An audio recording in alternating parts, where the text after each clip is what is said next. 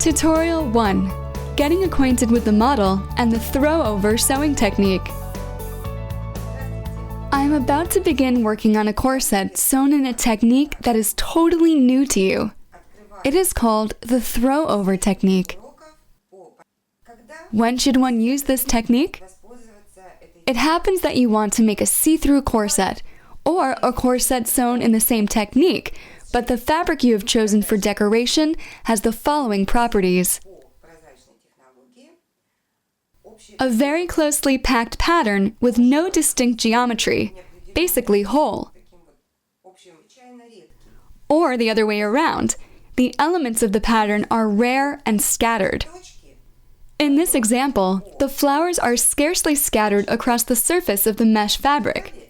But corset pieces are rather small, and even if you put this fabric over a completely sewn corset, it might happen that only 2 to 3 flowers will get onto the corset front, and the rest of it will be occupied with blank space.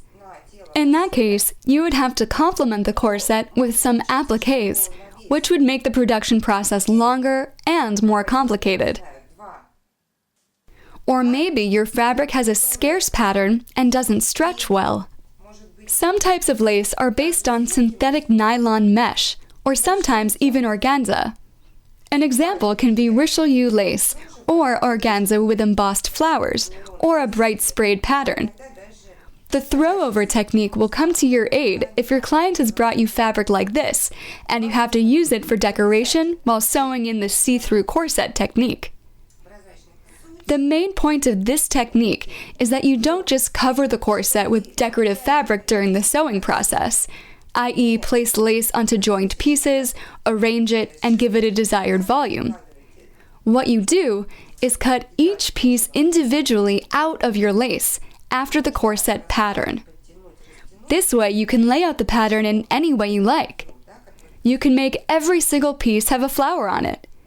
For example, using such mesh with scattered lace elements, you could place a flower at a certain spot of a pattern piece.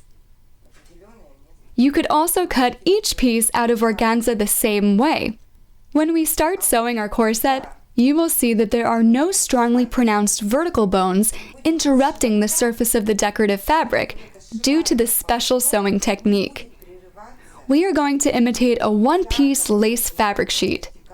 Have I sparked your interest yet? Let's go to work and watch the way the throw-over technique functions. Let me draw the model we are going to sew and show you the fabric and patterns.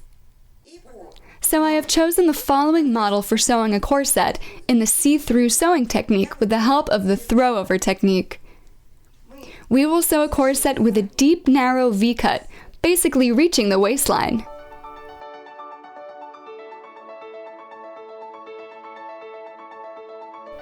The corset will have princess seams at the front and round sewn-in cups with integrated halter-neck straps.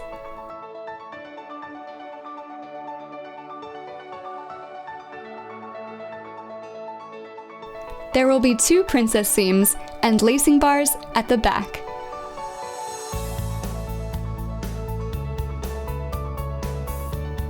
The whole corset will be made of organza and covered with lace fabric.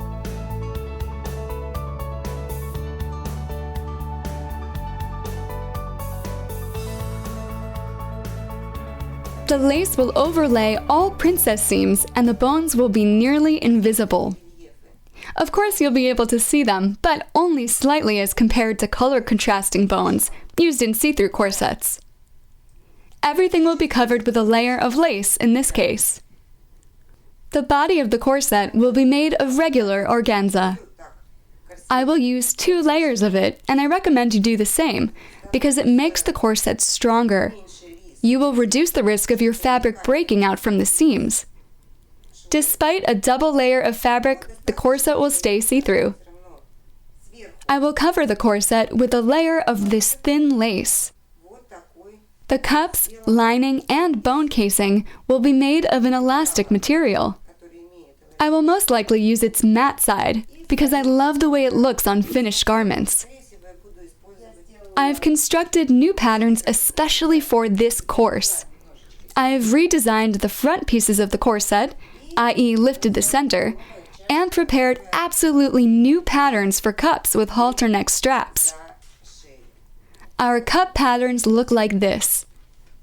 And these are front pieces. And traditional back pieces. I need to test the patterns before I start working on the garment. This requires cutting and sewing a mock-up.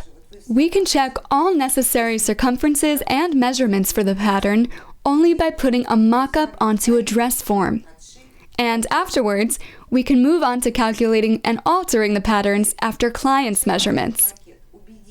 Moreover, I would particularly recommend that you sew a mock-up if your work involves some remodeling of the garment. It will allow you to make sure that all lines match beautifully, the cut piece fits the body properly, there is enough allowance for easing in, etc. Sewing a mock-up of your garment is the best test possible, and we are about to do it.